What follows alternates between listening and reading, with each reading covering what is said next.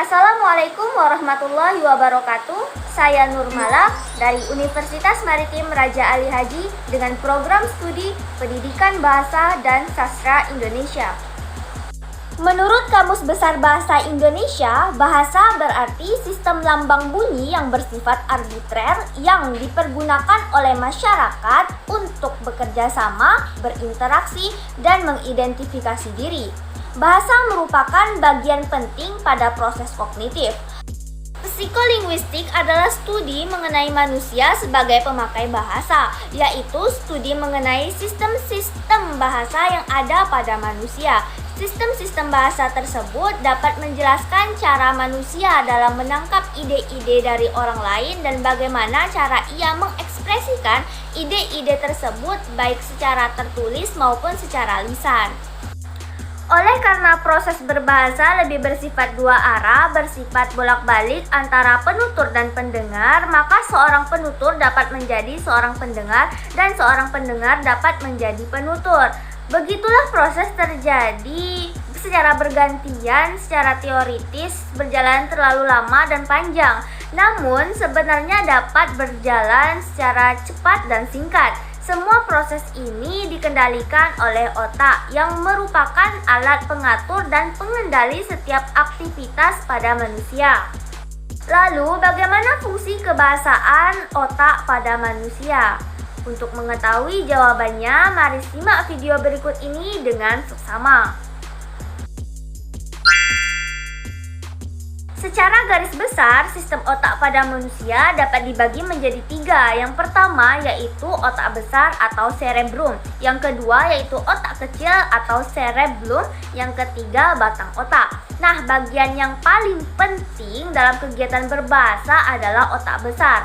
Nah, pada bagian otak besar ini yang terlibat langsung dalam proses berbahasa adalah korteks cerebral.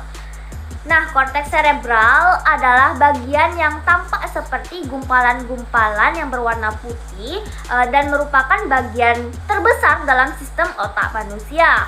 Bagian ini mengatur atau mengelola proses kognitif pada manusia dan salah satunya tentu saja kegiatan berbahasa. Nah, selanjutnya korteks cerebral ini terbagi menjadi dua bagian. Yang pertama belahan otak kiri atau hemisfer kiri dan yang kedua belahan otak kanan atau hemisfer kanan. Nah, hemisfer kanan ini mengontrol pemrosesan secara spesial dan visual. Nah, seperti melihat, seperti memperkirakan, seperti memahami ruang atau benda secara tiga dimensi. Sementara itu, hemisfer kiri itu mengontrol kegiatan berbahasa, di samping tentu saja kegiatan kognitif lainnya.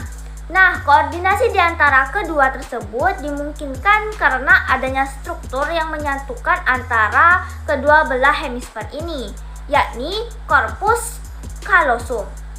Struktur yang terbentuk mirip tulang rawan ini berperan dalam menyampaikan informasi kepada kedua belah hemisfer.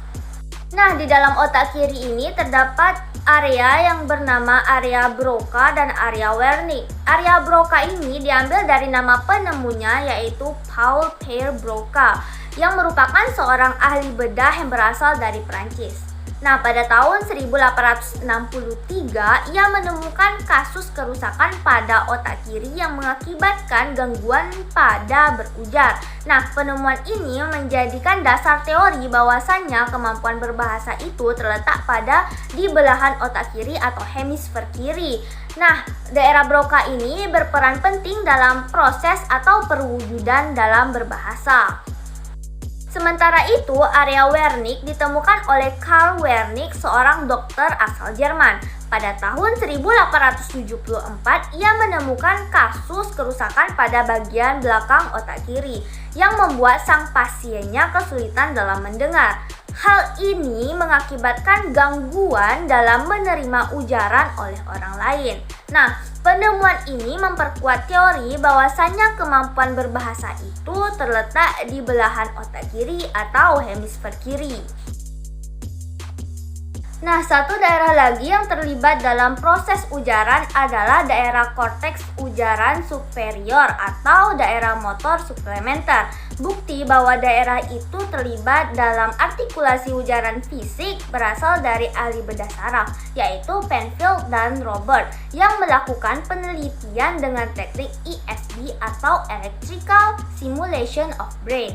Dengan alasan daerah motor suplementer itu berdekatan dengan celah yang digunakan untuk mengendalikan gerak fisik, yakni menggerakkan tangan, kaki, lengan, dan lain-lain. Dengan daerah itu juga mengendalikan penghasil ujaran. Berdasarkan hal tadi, dapat disimpulkan bahwasanya ujaran itu didengar dan dipahami melalui area Wernicke pada hemisfer kiri. Lalu isyarat ujaran itu dipindahkan ke dalam Broca untuk menghasilkan balasan ujaran. Kemudian sebuah isyarat tanggapan ujaran itu dikirimkan ke dalam motor suplementer untuk menghasilkan ujaran secara fisik. Selanjutnya, alasan lain yang mengemukakan dan mendasari bahwasanya hemisfer kiri itu terlibat dalam hubungannya dengan fungsi berbahasa adalah sebagai berikut.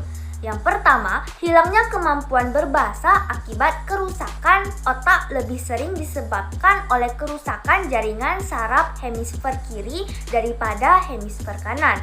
Yang kedua, ketika hemisfer kiri dinestesia, kemampuan berbahasa menjadi hilang, tetapi ketika hemisfer kanan dinestesia, kemampuan berbahasa itu tetap ada. Yang ketiga, sewaktu bersaing dalam menerima masukan bahasa secara bersamaan dalam tes dikotik, ternyata telinga kanan lebih unggul dalam kecepatan memahami daripada telinga kiri.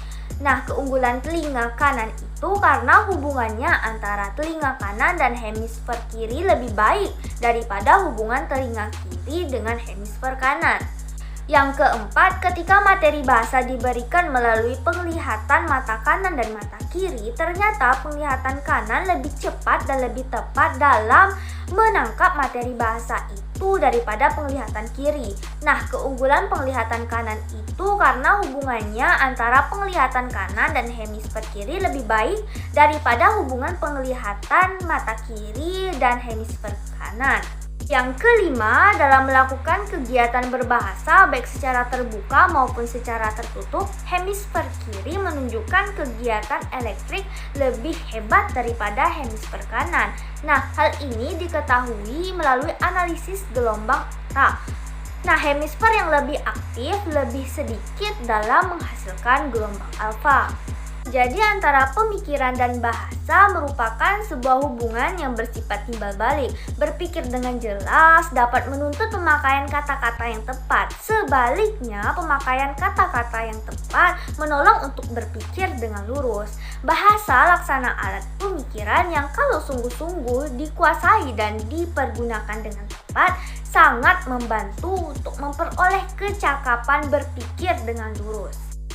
Baik, mungkin hanya itu saja yang dapat saya sampaikan terkait materi tentang fungsi kebahasaan otak.